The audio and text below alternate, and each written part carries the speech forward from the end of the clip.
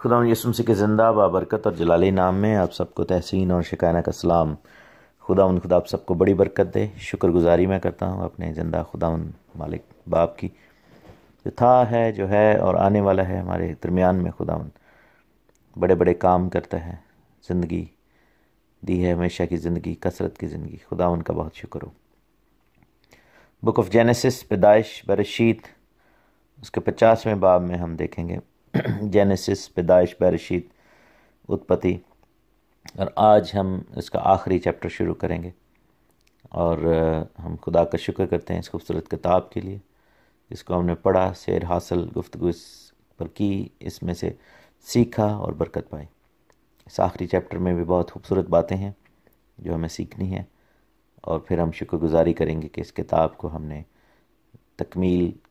کے ساتھ جو ہے، ایون دو کہ بائبل کی کوئی بھی آیت آپ یہ نہیں کہہ سکتے کہ آپ ایک یا دو دفعہ اس کو پڑھ لیں تو آپ کو ساری سمجھ آ گئی، لیکن خدا کا شکر ہے کہ ہم نے اس کتاب کی اسٹڈی کو مکمل کیا، اور جب کبھی دوبارہ موقع ملا کہ دوبارہ اس کتاب کو اسٹڈی کیا جائے تو میرا ایمان ہے کہ اور نئے مکاشفے، اور نئی باتیں، اور نئی چیزیں اس کتاب میں سے ہمیں سیکھنے کو ملیں گی۔ 50ویں باب کی پہلی آیت میں لکھے کہ تب یوسف اپنے باپ کے منہ سے لپٹ کر اس پر رویا اور اس کو چوما، اور یوسف نے ان طبیبوں کو جو اس کے نوکر تھے اپنے باپ کی لاش میں خوشبو بھرنے کا حکم دیا۔ سو طبیبوں نے اسرائیل کی لاش میں خوشبو بھری،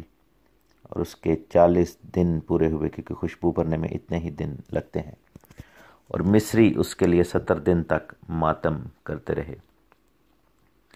تو میرے عزیزو، یہاں پر ان آیتوں کو اگر سمجھنے 2-3 ریزن رہے۔ پہلی تو یہ ہے کہ منہ سے لپٹ کر کیوں رویا، اس کے 2-3 وجوہات ہیں۔ ایک تو یہ ہے کہ 40ویں باب میں خدا نے یعقوب کو، جب وہ مصر کے لیے روانہ ہوا، جب قحط کی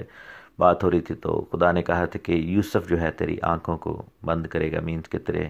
آنکھوں پر ہاتھ رکھے گا جب تیری ڈیتھ ہوگی۔ تو یہ پروفیسی جو تھی وہ پوری ہونی تھی، یہ نبوتی کلام جو تھا وہ پورا ہونا تھا۔ دوسری بات کہ یوسف اپنے باپ کے قریب ترین تھا، نہ صرف اخلاقی طور پر بلکہ دل کے قریب تھا، اور باپ یوسف کو سب سے زیادہ پیار کرتا تھا۔ لیکن اس مومنٹ میں بھی جو کہ یوسف سب سے عزت والا تھا اپنے بھائیوں میں، تو وہ اپنے باپ کے قریب بیٹھا ہوا تھا، اور اس کی وہ باتوں کو جو کہ شاید یعقوب بڑی آہستہ آہستہ بول رہا ہوگا، یوسف سن کر باقیوں تک پہنچا رہا تھا۔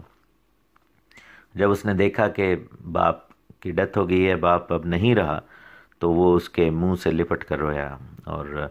یہ اس کا پیار ہے اپنے باپ کے لیے، کیونکہ ہمارے ماں باپ کا جو منہ ہے، ان کا چہرہ ہے، یوں سمجھے کہ ہمارے لیے وہ برکت چاہتا ہے، ان کی ہونٹ، ان کی زبان ہر وقت ہمارے لیے دعا مانگتے رہتے ہیں۔ اور ہم دیکھتے ہیں کہ یعقوب بھی اپنے بچوں کو بلیس کرتے کرتے برکتیں ہی دیتا ہوا وہاں سے جاتے ہیں، اور جب یوسف نے ریئلائز کیا کہ اب ڈیتھ ہو گئی ہے، تو اس نے وہاں پر رویا اور افسوس کیا، اور اپنے باپ کے گلے لگ کر منہ کے ساتھ لپٹ کر رویا، اس کو چوما۔ نیکسٹ چیز جو ہم دیکھتے ہیں کہ طبیبوں کو یوسف نے حکم دیا، جو ایجپشن فزیشنز تھے، اور وہ جو ان کے مین لوگ تھے جو کہ لاشوں کو حنوط کرتے تھے،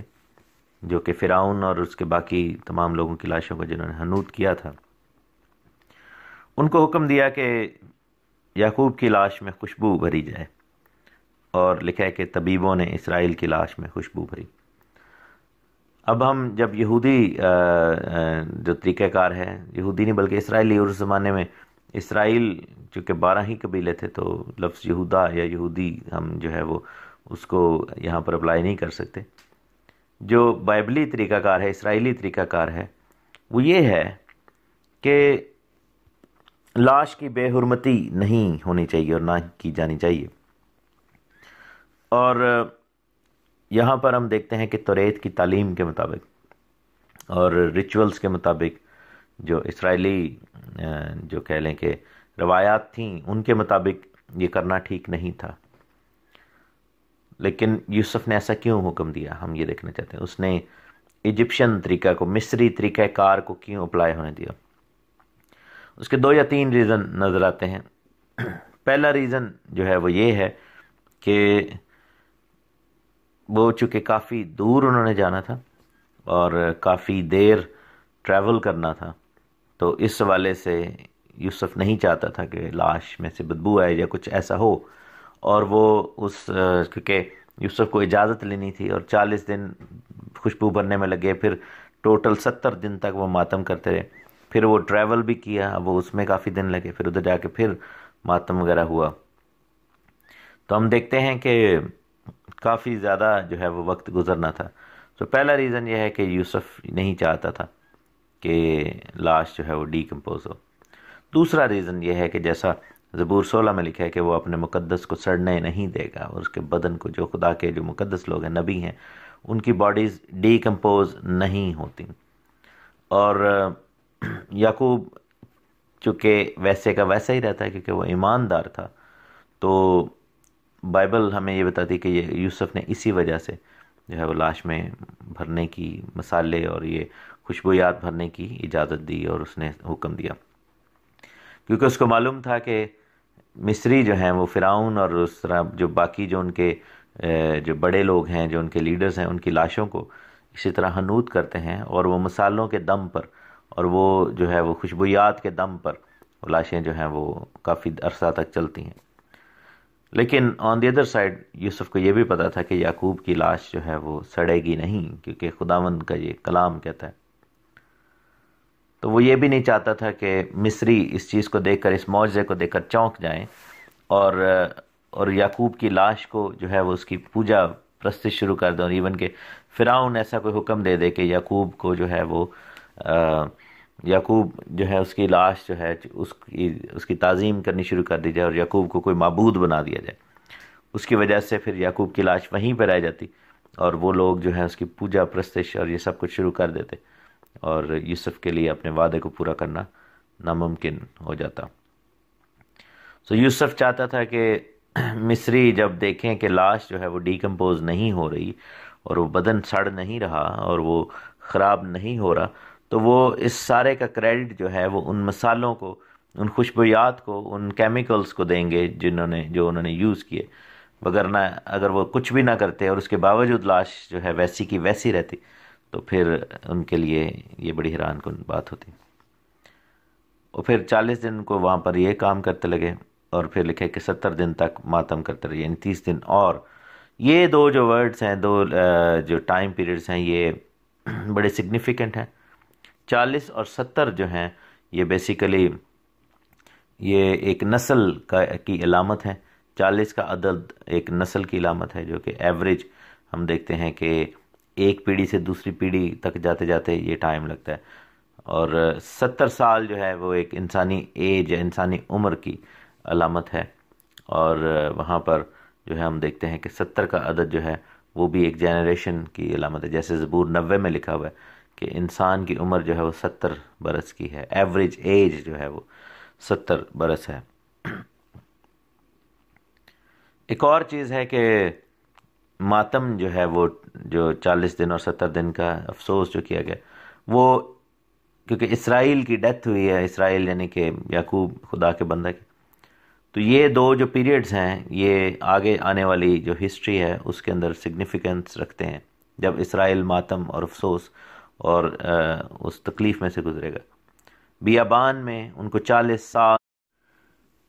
ماتم، انہوں نے 40 سال تک یعنی کہ افسوس کیا، بیابان میں 40 سال تک وہ پھنسے رہے، اور بیابان میں جو ہے وہ تکلیف ان کو اٹھانی پڑی، اسرائیل کو، جو کہ اسپرنگ آف اسرائیل جیکب ہے۔ اور بابل کی اسیری جو تھی اس میں 70 سال کا عرصہ گزرا۔ تو ہم دیکھتے ہیں کہ 40 اور 70 کا عرصہ جو ہے وہ سگنیفیکنٹ ہے، اور یہی ماتم جو ہے، یہی افسوس جو ہے وہ ان پر بعد میں بھی آیا۔ چوتھی آیت میں لکھا ہے کہ جب ماتم کے دن گزر گئے تو یوسف نے فرعون کے گھر کے لوگوں سے کہا کہ اگر مجھ پر تمہارے کرم کی نظر ہے تو فرعون سے ذرا عرض کر دو کہ میرے باپ نے یہ مجھ سے قسم لے کر کہا کہ میں تو مرتا ہوں، تو مجھ کو میری قبر میں جو میں نے ملک کنعان میں اپنے لیے کھدوائی ہے دفن کرنا، اس لیے ذرا مجھے اجازت دے کہ میں وہاں جا کر اپنے باپ کو دفن کروں اور لوٹ کر آ جاؤں گا۔ یہاں پر ہم دیکھتے ہیں کہ ماتم کے دن گزرے ہیں، تو یوسف نے فرعون سے ڈائریکٹ بات نہیں کی، کیونکہ اس کو یہ معلوم تھا کہ فرعون جو ہے وہ اس چیز کو پسند نہیں کرے گا، اور فرعون کبھی بھی یوسف کو نہیں جانے دے گا، کیونکہ یوسف سے ان کی کافی امیدیں وابستہ ہیں، اور یوسف جو ہے وہ ان کا کہہ لیں کہ کنٹری سنبھال رہا تھا، اور فرعون کے لیے یہ بڑا مشکل تھا کہ اتنے لمبے عرصے کے لیے وہ یوسف کو چھٹی پر بھیج دے۔ اسی لیے یوسف نے ڈائریکٹ فرعون سے بات کرنے کی بجائے فرعون کے گھر والوں سے بات کی۔ ہو سکتا ہے اس نے اس کی بیوی سے بات کی، اس کی ماں سے، اس کے بھائیوں سے، یا جو بھی مین لوگ تھے جو فرعون کی زندگی میں تھے، جو کہ انفلوئنس کر سکتے تھے۔ تو یوسف نے ان سے بات کی اور انہوں نے کہا کہ فرعون سے ذرا عرض کر دو۔ یوسف گراؤنڈ پریپیئر کر رہا ہے، وہ ڈائریکٹلی نہیں جانا چاہتا، اور پھر انہوں نے جو ہے وہ جب فرعون سے بات کی اور پھر جا کے یوسف نے بھی فرعون سے بات کی، تو اس کا ایک امپیکٹ جو تھا وہ ڈیفرنٹ ہو گیا۔ اس نے گراؤنڈ تیار کیا اور اس نے کہا کہ میرے باپ نے یہ قسم لی ہے کہ مجھے اسی قبر میں، اسی غور میں جو ہے وہ دفنانا جو کنعان کے ملک میں نے کھدوائی ہے۔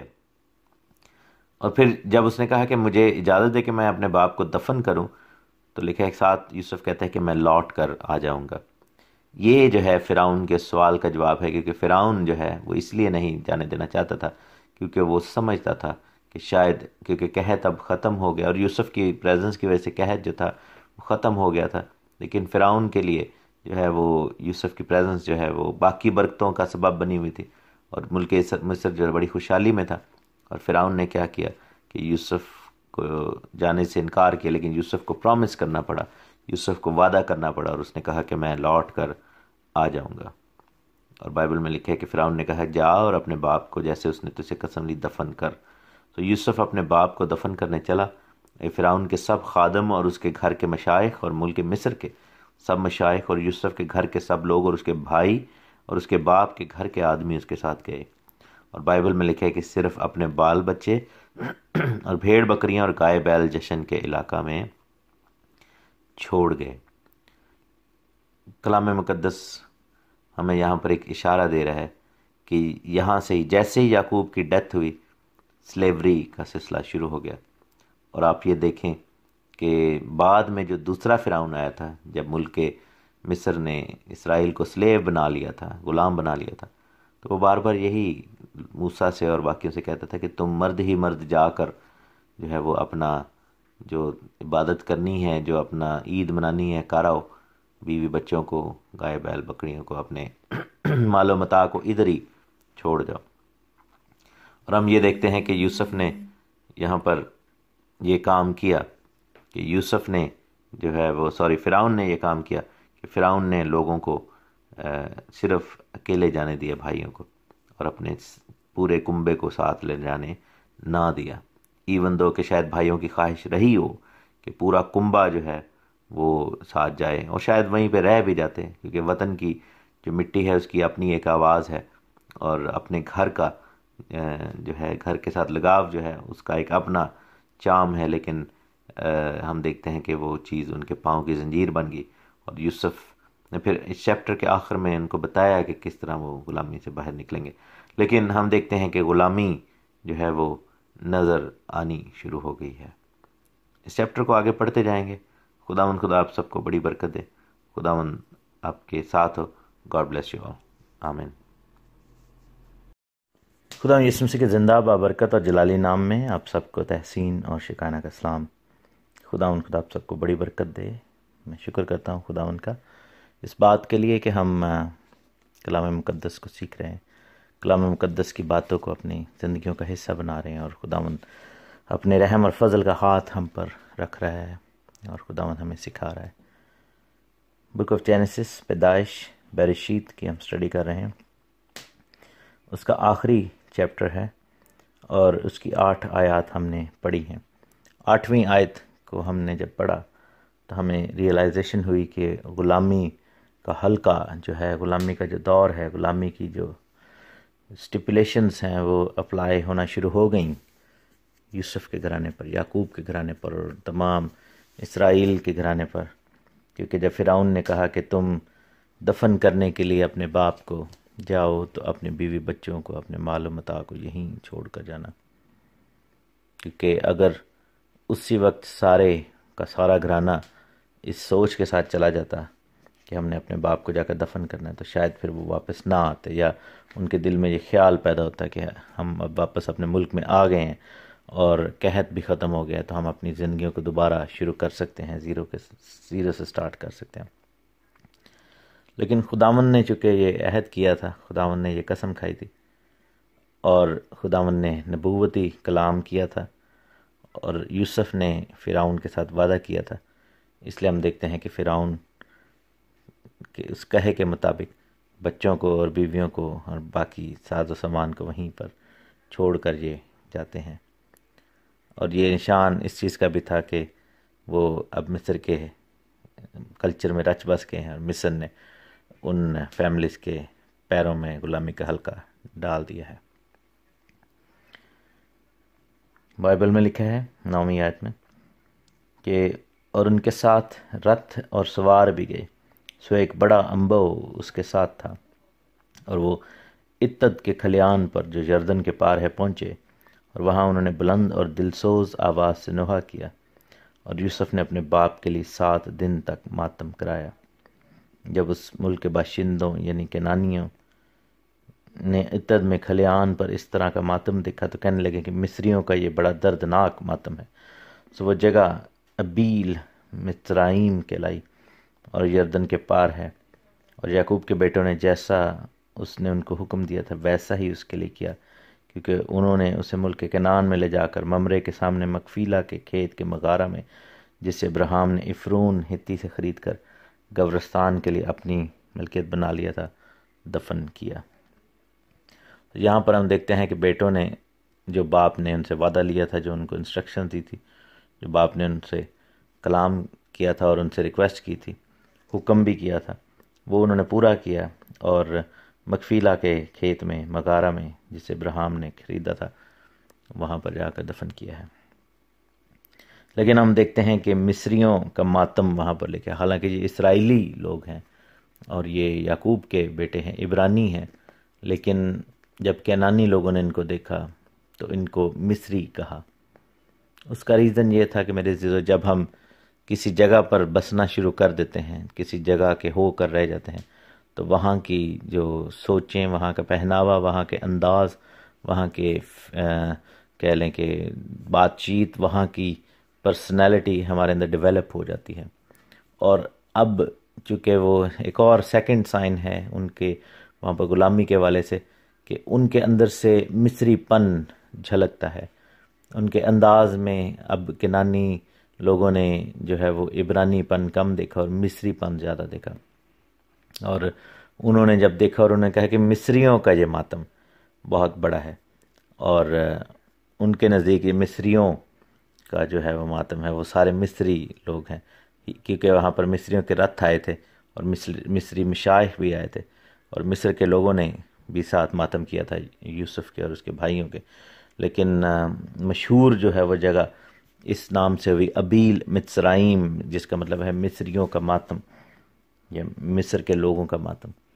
تو یہ ایک اور چیز ہمیں یہاں پر ایک اور نشان نظر آتا ہے کہ یوسف اور اس کے بھائی جو ہیں وہ اب آؤٹ لک میں بھی مصری ہی نظر آتے تھے۔ یہاں پر ایک روایت ہے کہ عیساؤ اور اس کے ساتھ جو دوسرے لوگ تھے، حالانکہ بائبل میں یہ نہیں لکھا، لیکن تالمودک سورسز میں یہ روایت ہے کہ وہ آئے تھے اور انہوں نے اسرائیل کے بچوں کو یعنی کہ یعقوب کو وہاں پر دفن کیے جانے سے روکنے کی کوشش کی تھی، کیونکہ آپ کو معلوم ہے کہ یعقوب کی زندگی میں عیساؤ نے ہر وقت رکاوٹ ڈالنے کی کوشش کی، اور ایون کہ موت کے بعد بھی بزرگی کے ایام میں بھی عیساؤ اور اس کے بیٹوں نے اور اس کے ساتھیوں نے وہاں پر رکاوٹ ڈالنے کی کوشش کی، اور اسی لیے بائبل بار بار یہ ذکر کر رہی ہے کہ ابراہیم نے اس کھیت کو خریدا تھا، ابراہیم نے اس کی ملکیت کی جو قیمت ہے ادا کی تھی، ابراہیم نے وہ سب کچھ کیا تھا، اور بائبل اس لیے بار بار اس چیز کا ذکر کر رہی ہے، ایسے جیسے بائبل ثابت کر رہی ہے کہ یہ ملکیت تھا کھیت ان کی، اور اس کھیت کے اندر جو ہے وہ عیساؤ کا کوئی جو ہے وہ کہہ رہے ہیں کہ عیساؤ کا کوئی اس میں نہ اختیار تھا، نہ اس میں حصہ تھا، اور نہ ہی اس کو اجازت تھی کہ وہ اس طرح اپنے آپ کو وہاں پہ دفن کروا سکتا۔ لیکن خداوند کا کلام بار بار ابراہیم اور اسحاق اور یعقوب کی ملکیت کی ثبوت دے رہا ہے، اور بتا رہا ہے کہ ابراہیم نے اس کھیت کو خریدا تھا۔ اور امیجن کریں کہ اس وقت باپ ابراہیم نے کتنی بڑی یہ بات کی تھی، حالانکہ باپ ابراہیم کا اس وقت بڑا اثر و رسوخ تھا، اور وہاں پر جو ہم دیکھتے ہیں کہ وہاں پر عفرون ہتی نے یہی آفر کی تھی کہ یہ کھیت میں ویسے ہی توفتاً دے دیتا ہوں، اور لیکن باپ ابراہیم نے وہ نہیں لیا تھا کھیت توفتاً، اور اس کی پوری پوری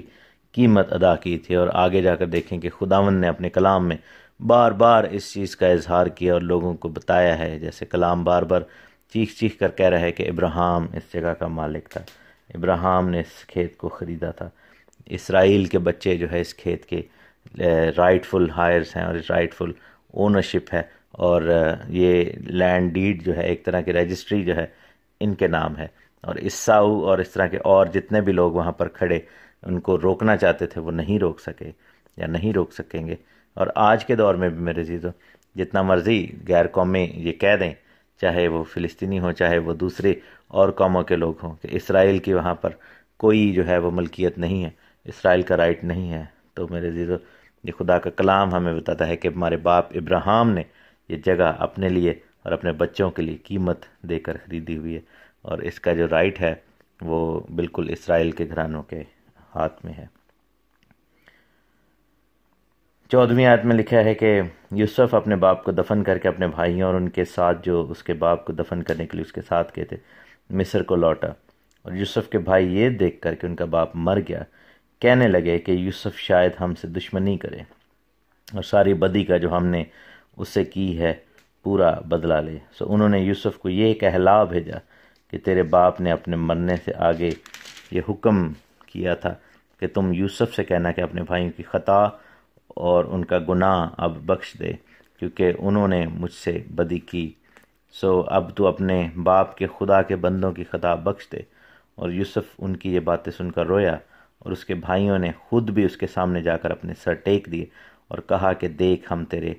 خادم ہیں۔ یوسف نے ان سے کہا کہ مت ڈرو، کیا میں خدا کی جگہ پر ہوں؟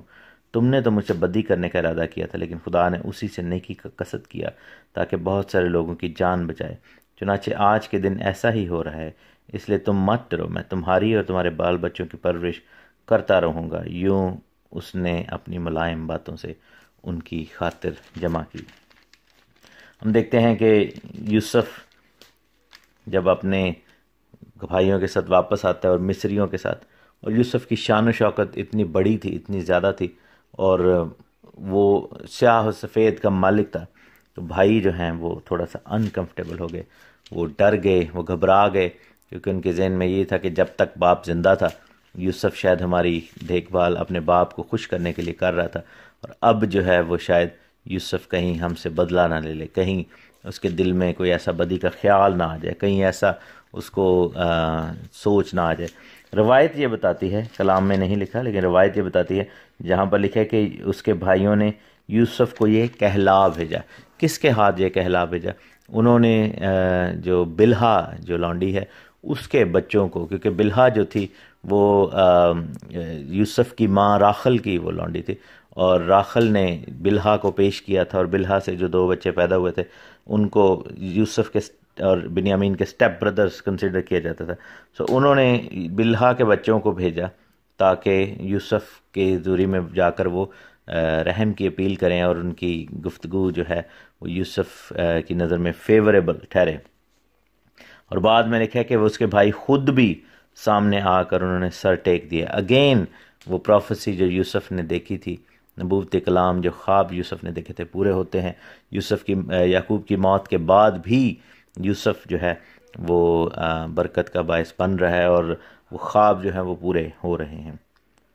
اور یوسف انہوں نے یعنی کہ بھائیوں کو، بلہا کے بیٹوں کو کہا تھا کہ تم یوسف سے یہ کہنا کہ اپنے بھائیوں کی خطا اور ان کا گناہ اب بخش دے۔ تو اور ساتھ میں انہوں نے یعقوب کا حوالہ بھی دیا، انہوں نے نام لیا کہ یعقوب نے یہ انسٹرکٹ کیا تھا، یوسف کو یاد دلایا کہ یعقوب نے تمہیں بھی کہا تھا کہ اپنے بھائیوں کی خطا بخش دے۔ اور یوسف جو ہے اس کے ذہن میں تو اس طرح کا خیال تک نہیں تھا، کیونکہ وہ تو بہت راست بات شخص تھا، وہ معاف کرنے والا شخص تھا، اور اگر وہ چاہتا بدلہ لینا تو وہ اس وقت بھی بدلہ لے سکتا تھا جب سب کچھ اس کے اختیار میں تھا اور اس کے بھائیوں کی جان اس کے اختیار میں تھی۔ لیکن یوسف نے ایسا کچھ نہیں کیا، اور یوسف معافی کی ایک بہت بڑی تمثیل ہے، معافی کا ایک بہت بڑی مثال ہے، اور یوسف اسی لیے خداوند یسوع مسیح کی تصویر ٹھہرا۔ جیسے خداوند یسوع مسیح نے صلیب پر لٹکے ہوئے پہلے الفاظ یہی کہے کہ اے باپ ان کو معاف کر، کیونکہ یہ نہیں جانتے کہ کیا کرتے ہیں۔ وہ لوگ مسیح کو مار رہے تھے اور وہ جان سے مار دینے کے در پہ تھے، لیکن اپنی طرف سے وہ جو ہے وہ ایک ایسا کام کر رہے تھے جو ان کی نظر میں ٹھیک تھا، اور وہ برائی کر رہے تھے، لیکن خدا نے اس میں سے بھی بھلائی پیدا کی اور پوری دنیا کل بنی نوع انسان کے لیے نجات کا بندوبست کر دیا۔ اسی طرح یوسف نے بھی یہی کہا کہ تم نے تو بدی کا قصد کیا تھا، بدی کا ارادہ کیا تھا، لیکن خدا نے اسی سے نیکی کا قصد کیا تاکہ بہت سارے لوگوں کی جان بچائے۔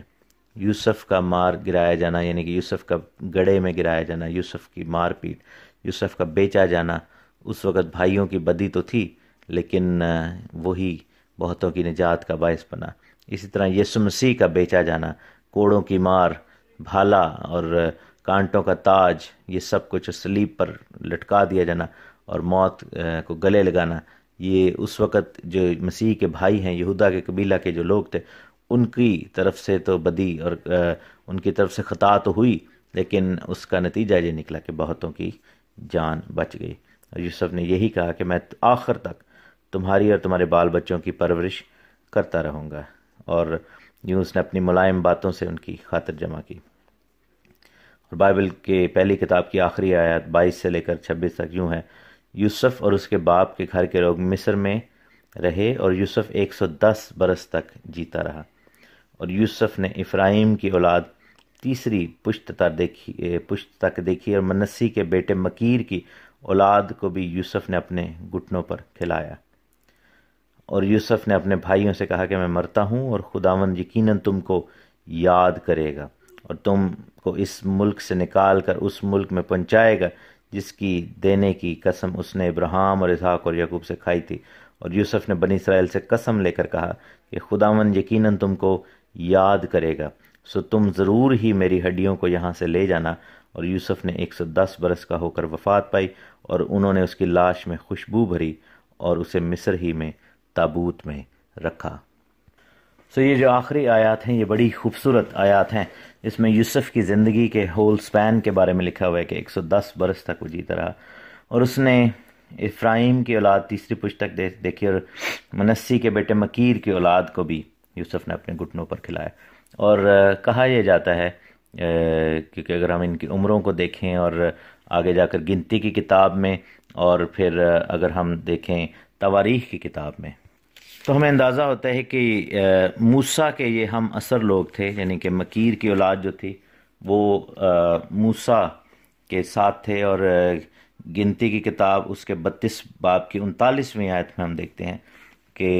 اپنی بہت ینگ ایج میں مکیر کے بیٹوں نے، یعنی کہ منسی کا بیٹا جو مکیر تھا اور اس کے بیٹوں نے، اس کی اولاد نے یوسف کو دیکھا تھا اپنے بچپن میں، اور انہوں نے ایک عظیم آدمی جو کہ یوسف ہے اس کو اپنی آنکھوں سے دیکھا تھا، اور بالآخر وہ بھی عمر میں بڑے ہوئے، اور انہوں نے پھر کیا کیا کہ وہ ملک مصر سے نکلے اور انہوں نے آزادی کو بھی دیکھا، اور وہ نبوتیں جو یوسف نے کی، ہر چند کہ وہ اس وقت چھوٹے رہے ہوں گے، بہت زیادہ عمر نہیں تھی، لیکن اپنا بچپن انہوں نے یوسف کے ساتھ گزارا تھا، اور پھر انہوں نے اپنی آنکھوں سے اور اپنے کانوں سے جو باتیں دیکھی اور سنی تھیں وہ اپنے سامنے پوری ہوتی ہوئی دیکھیں، اور وہ موسیٰ کے ساتھی تھے، اور انہوں نے جا کر جو ہے وہ ملک کنعان کے اندر جو ہے وہ کام کیا، اور ملک کنعان کے اندر داخل بھی ہوئے۔